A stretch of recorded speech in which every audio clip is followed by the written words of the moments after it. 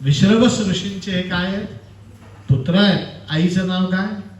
कैकसी. आता बघा शास्त्रामध्ये सिद्धांत आहे, शुद्ध बीजापोटी फळे रसाळ गोमटी. बीज कसं आहे त्याच्यावरती फळ कसं आहे हे अवलंबून असतं. आता थोडासा विचार करा, हु इज रावण? रावण कोण?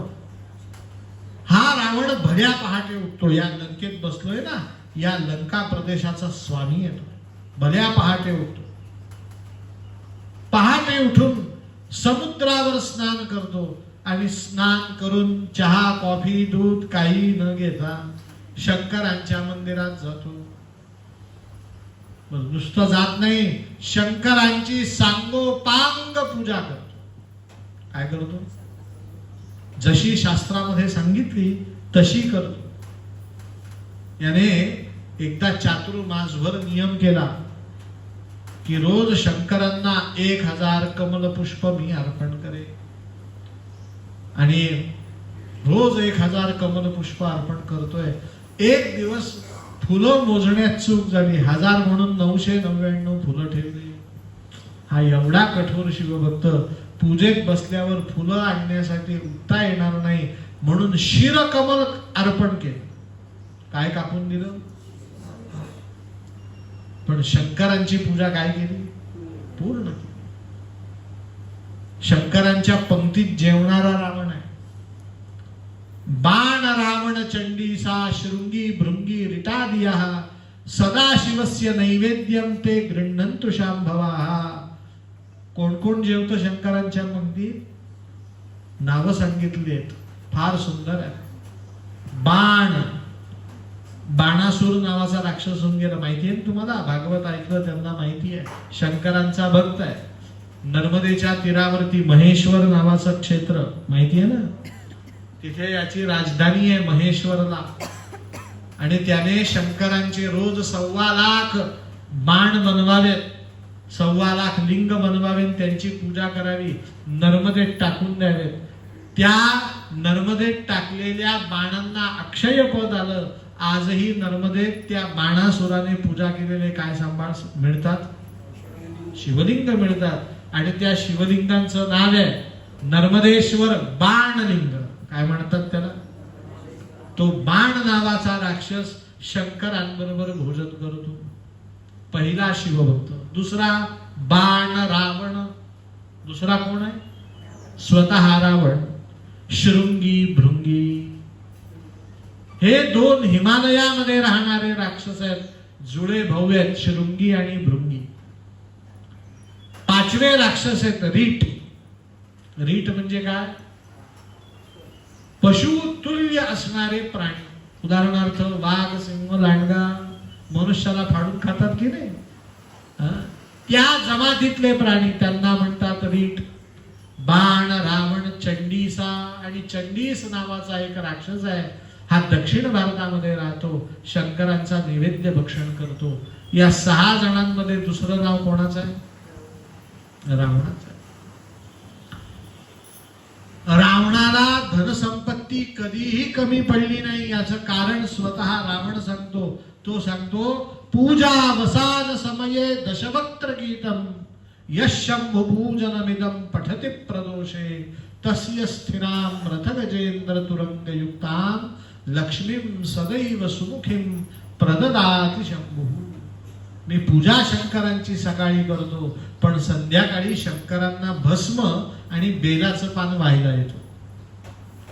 प्रदोष म्हणजे अजून सूर्य मावळलाय, चंद्र उगवलेला, अशा वेळेस फक्त संधी काळात मी शंकरांना काय वाहतो? भस्म. आणि पण ते वाहत असताना मी एक गायन करतो कुठल्या तरी छंदात. आणि ते गायन करत असताना शंकरांवरती बेल आणि भस्म वाहतो. आणि वाहता वाहता पाठीमागून मला नाचण्याचा आवाज येतो. म्हणून मी शंकर समोर, मागे कोण नाचतंय म्हणून पाहतो. तर कोण असतं? लक्ष्मीं सदैव सुमुखीं प्रददाति शंभू. मी करत असलेली शंकरांची पूजा पाहिला कोण येतं? लक्ष्मी देवी येतात. आणि माझ्या पूजेत त्यांना नाचावं लागतं. एवढी माझी पूजा काय आहे? श्रेष्ठ आहे. लक्षात ठेवा, रावणाची शिवपूजा श्रेष्ठ आहे. आपल्या महाराष्ट्रामध्ये पैठण नावाचं तीर्थक्षेत्र, बरोबर ना? पैठण, त्या तीर्थक्षेत्रामध्ये एकनाथ महाराज राहायचे. संत श्रेष्ठ एकनाथ, नाव माहिती आहे ना? श्री एकनाथ सदनी माधवजी सर्वही काम करीतो, स्वकरे चंदन घाशी कावडीने पाणी भरितो. एकनाथ महाराजांची पूजा पाहण्यासारखी होती. रावणासारखी पूजा कोणाची?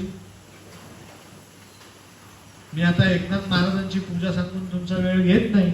मी एवढंच सांगतो, एकनाथ महाराज कशी पूजा करतात हे बघण्यासाठी तामणामध्ये विजय पांडुरंगाची मूर्ती असायची.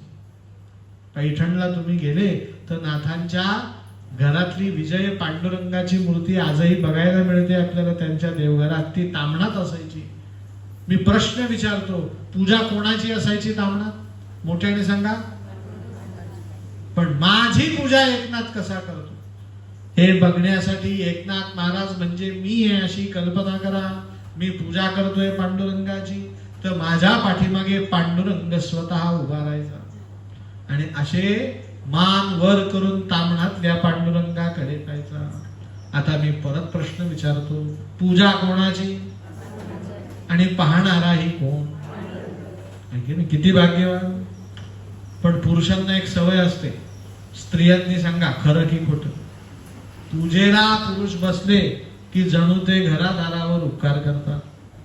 काडेपेटी द्या, दूध द्या, उदबत्ती कुठे आहे, हळदी कुंकू कुठे आहे, इथे गंध ठेवलं नाही.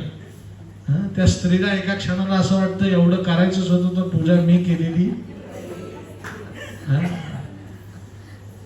एकनाथ महाराजांना एक सवय होती, मूक पूजा करायची, बोलायची नाही. पांडुरंगाचा अभिषेक झाला, धूप पुसून वर ठेवलं, गंध अक्षत हळदी कुंकू तुळशीचे पानं फुलं वाहिले की धूप दीप पेटवायचा, दाखवायचा नाही. फक्त काय करायचा, आणि धूप दीप पेटवला की गिरिजा त्यांच्या पत्नीला हाक मारायची, गिरिजे नैवेद्य तयार आहे का? तर गिरिजा आतून सांगायची किती पांडुरंग जेवायला आहेत. काय प्रश्न विचारायची? एकनाथ महाराज उठायचे, ओसरीत जायचे, तर एकनाथ महाराजांकडे 100-125 लोक रोज जेवायला.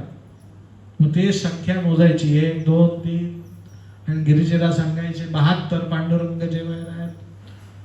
15 मिनिटात तयारी. 15 मिनिटांनी तयारी व्हायची. पांडुरंगाला नैवेद्य दाखवला जायचा. सगळ्यांसमवेत एकनाथ महाराज भोजन करायचे. गिरिजाबाई आग्रह करून वाढायच्या.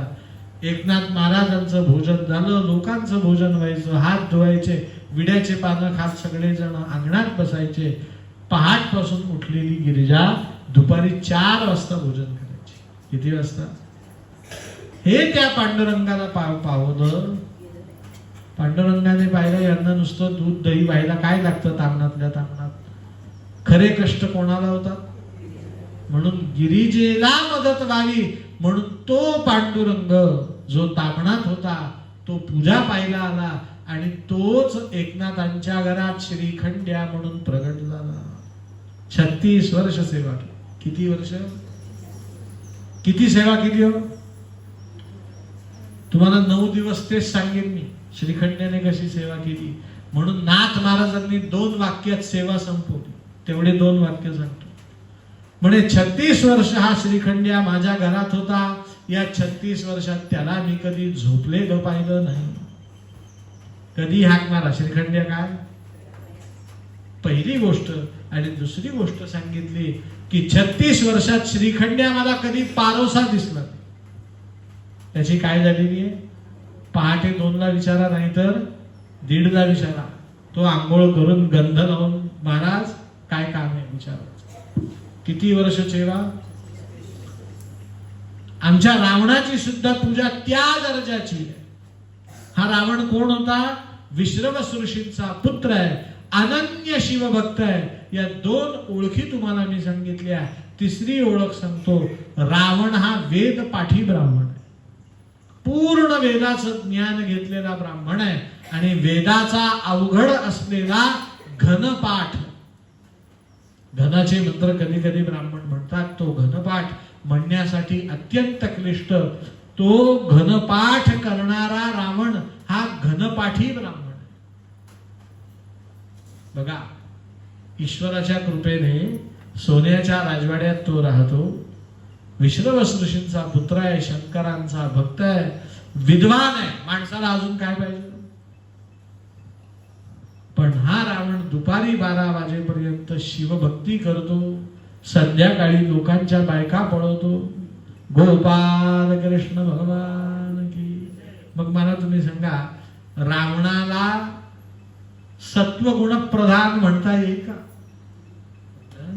सकाळी शिवपूजा करतो म्हणून आम्ही तुला नमस्कार करतो, पण संध्याकाळी शंकरांचंच तीर्थ भस्म द्यायला आमच्या घरी यायचं आणि आमच्या पत्नीला पळून घेऊन जायचं, हे योग्य आहे का? हो की नाही?